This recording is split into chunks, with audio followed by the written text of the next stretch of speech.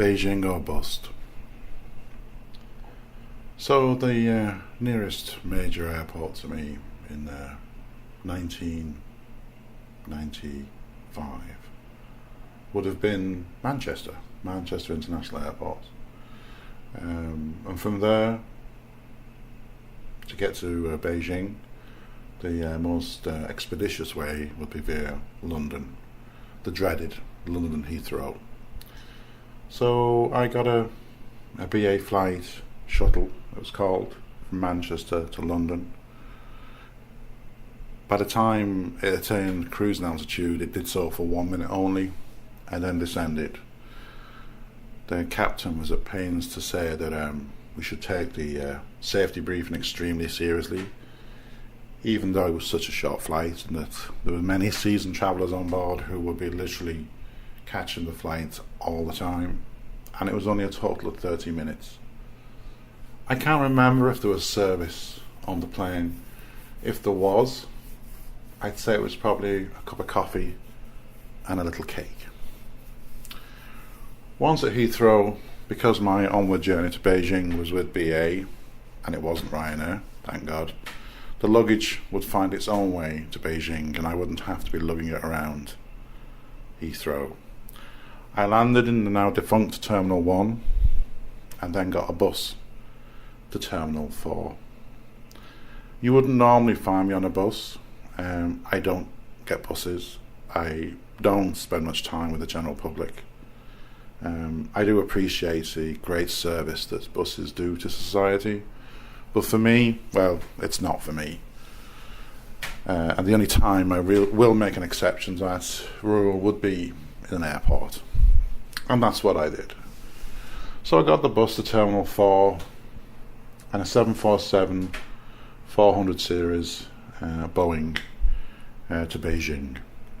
We boarded. On the flight, the captain was extremely excited. He said, "Ladies and gentlemen, I am very pleased to tell you that tonight's flight to Beijing is a mere 9 hours and 15 minutes. And I can say without fear of contradiction, it was. There was nothing to note about the flight. The only thing I can remember that sort of stuck in my mind was there was maybe 5 or 6 Chinese people on the flight. It was mostly filled with, I'll use the term very loosely, Westerners, who were in middle-aged and looked like they were having, an adventure.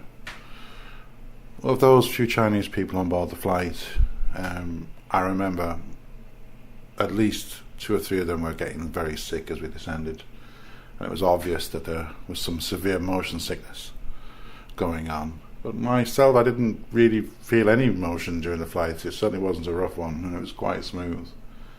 And for those familiar with the flight, you probably know that you can see the Great Wall of China as you're coming in, and that the authorities in China, and I believe to this day, do not allow you to fly over Beijing and insist on what is called the Beijing turn. I remember the turn. I remember taking this sudden turn, and apparently that was to avoid downtown Beijing. Once we landed in the airport, I was to get the most unbelievable culture shock. I was really, really amazed. I've travelled to many, many international airports, but my experience when I landed in Beijing was incredible.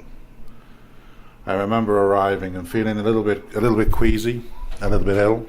I had been on a plane for 9.25 hours. It's not a natural thing to do. I think I was slightly dehydrated. The whole flight I sat next to a Japanese woman. We didn't have much conversation, but then in those days I didn't talk very much. So when I arrived and had to queue with my passport, which included my Chinese visa, I was not feeling great. So yeah, eventually I made it anyway. I made it through to baggage reclaim to discover, certainly at that time, and I do believe it's all completely different now, that the belt for the luggage didn't work. This didn't stop people down below, the baggage handlers, from putting stuff on the belt. And as we all stood there waiting for luggage that was pretty much never going to arrive, the captain and the crew from the flight arrived, and the air hostesses. And I'll never forget the captain. He was very dapper, very smart, as I suppose all airline pilots are. But him and the first officer, who had just flown the plane from Heathrow, climbed down the belt and started pulling all the luggage up. Now, I could say that this was a really nice, generous thing that they were doing. They were actually getting their own luggage. And once they had it, they went. And there we all stood. They obviously knew the score. They knew what Beijing was like at that time. And they certainly had a method. I'd say it was a good 2 hours before the belt started to move. And when my luggage finally arrived, it was flat. Pretty flat.